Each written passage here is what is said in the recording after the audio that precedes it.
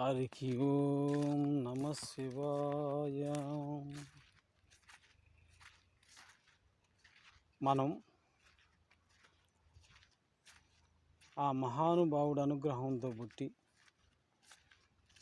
ఆనందంగా ప్రపంచంలో మనందరం కూడా ఆయుర ఆరోగ్యాలతో ఉండి అంతా చూసిరా నాయన అని చెబుతుంటే మనం వచ్చిన దారిని మర్చిపోయి ఏరే దారిని వెతుక్కుంటూ మనం చేస్తుంది ఏంది?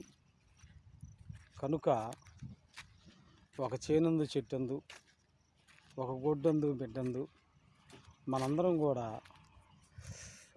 మహాజ్ఞానాన్ని పంచుకుంటూ మంచి మాటల్ని వినుకుంటూ సర్వజనులకు ఏం కావాలి, ఏం తింటారు, వాళ్ళకి ఏం అందించాలి,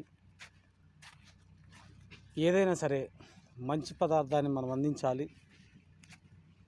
కనుక జొన్నలు కానీ, రాగులు కానీ, సజ్జలు కానీ అసిమెంటి పండించి మళ్ళీ మనం జనాన్ని పూర్వంగా నూరేళ్ళ ఆయుష్ని మనం ఇవ్వాల్సిందిగా మన జనులందరినీ కోరుకుంటూ ఎవరికి వాళ్ళు శ్రద్ధతోటి భయభక్తులతోటి ముందల జ్ఞానాన్ని ఎరిగి మనం చేసేది ఏం పని, ఇది మంచి పని, కనుక ఈ ఒక్కరు జీవితానికి మనకి ఇవన్నీ అవసరం లేదు.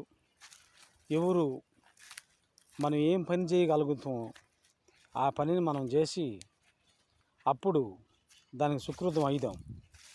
దానివలన ప్రపంచానికి మంచి అనుమతి వస్తుంది. కాబట్టి మనం బ్రతుకుతూ 10 మందిని బ్రతికిద్దాం. కాబట్టి సర్వే జన సుఖినో భవంతు.